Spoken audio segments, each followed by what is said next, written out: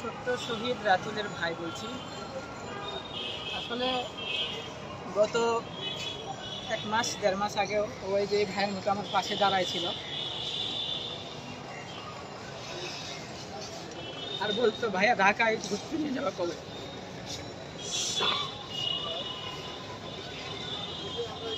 আজকে লাশ হয়ে আসছে, গতকালও বলছে ভাইয়া আমার বাসায় নিয়ে যাওয়া, আজকে লাশ হয়ে আছে। আপনারা সবাই দোয়া করবেন যেন আমার ভাইকে আল্লাহ শাহাদত, আমার ভাইয়ের শাহাদত আল্লাহ কবুল করে।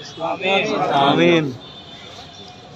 আর এই যে স্বৈরাচার, এর জন্য অবশ্যই অবশ্যই জনগণের মাঝে বিচার হয় এবং 5 তারিখে বগুড়া সদর সহ যাত্রাবাড়ি সহ আমাদের পুরো দেশে যত ভাই মারা গেছে, এদের যতগুলো পুলিশ, ইন্ডিয়ান পুলিশগুলো আমাদের দেশে হামলা চালাইছে, প্রত্যেকটাকে যেন আমাদের মাঝে সামনে নিয়ে এসে তাদেরকে বিচার করা হয় এবং আমাদের ভাইরা যেভাবে আহত হয়ে কষ্টে, এই যে 48 দিন পর কষ্টে মারা গেল, এর থেকে যেন ভয়ঙ্কর কষ্ট দিয়ে তাদেরকে আমরা দুনিয়া থেকে বিদায় করতে পারি।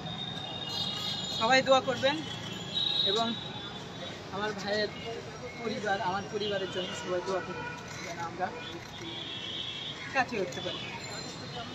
শহীদ রাতুলের ভাই তার মনের অভিযোগ বললেন। আসলে আমরা এখন এই মুহূর্তে যখন এখানে আছি, শহীদ রাতুলের মাও এখানে, এর